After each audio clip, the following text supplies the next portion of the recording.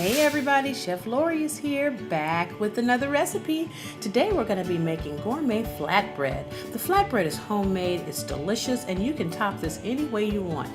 I like it like this because it's pretty and fancy. Let's get cooking! First thing you're going to need is to make your flatbread. You'll need warm water, sugar, and yeast. You'll see the stuff there. Then you're going to get your water to 108 degrees and add your sugar in it, and then put in your yeast. Now once you add the yeast to it, you want to whip it up. Just combine it very well and then let it sit so that your yeast can proof. This should take 5 to 10 minutes. You want it to start to look frothy like that, okay? Now once your yeast has proofed, you're going to start adding our flavors to it, which are olive oil, and we're going to add some garlic powder. I like lots of garlic powder in this. The recipe is below. And of course some salt. What would any bread be without salt? And then you're going to take all of those items together and just start to whisk them up and combine them really good. Now after you finish that, take your dry ingredients, your flour and things, put them into your mixing bowl and begin to slowly add this yeast mixture to that. Be sure to use a dough hook because that dough hook is going to knead this bread for you. I love dough hooks because kneading, you can never figure out when to start, when to stop, but the dough hook, got it all together. Once you pour all of that in there, you're going to knead it for 10 minutes. Now I'm pouring it slowly because I wanted to incorporate. You may have to stop and stir it and then let it start back kneading. Once it's done, this is going to be the consistency of your dough. It's a little sticky and gooey, but don't worry, you're doing it right. Now you're going to take that, pour it into a bowl, or I like to use a really big measuring cup, but it doesn't matter. Just pour it into something. I'm using a spoon, but I really should be using a spatula. They scrape better. But anyway, you're going to pour that dough into a container of some sort so that it has a chance to rise. Okay, now look at that. So you get it all in there and let it start rising.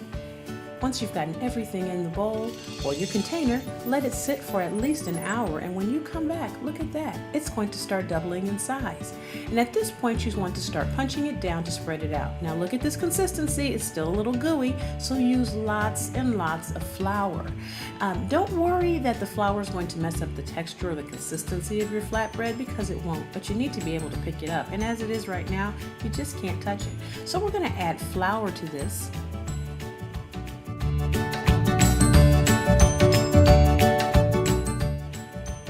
Continuing to add flour makes the dough easier to handle.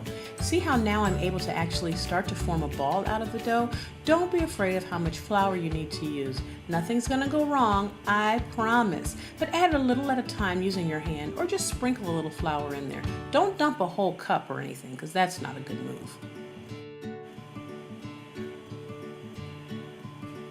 Now that our dough is able to be held in our hands and moved around, we're going to turn it into a ball. See, I'm continuing to use flour because there are parts of it that are still sticky.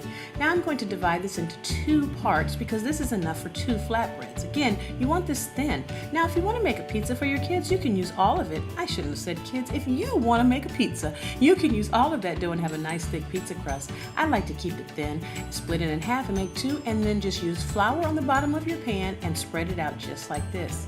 Make sure you have flour on your hands and as much as you can around because you don't want it to stick. It's okay, just keep sprinkling it like that. Put it underneath the pan before you put it down and on top as you go.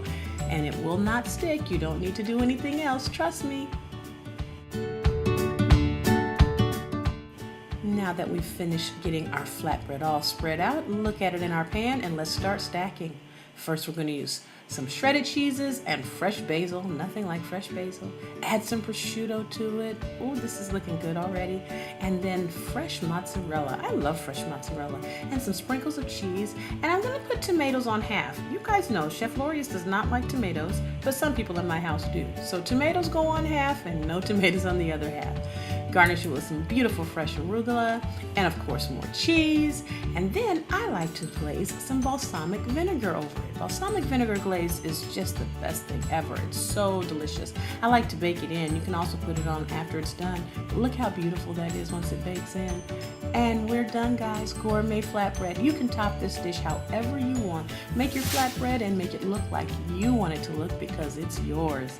Thanks for watching. Be sure to give this video a thumbs up. Please please subscribe to this channel on YouTube and see tons of other videos of exciting foods that you can cook every day. Follow me on Facebook, Instagram, and Twitter. Have a great day and happy cooking.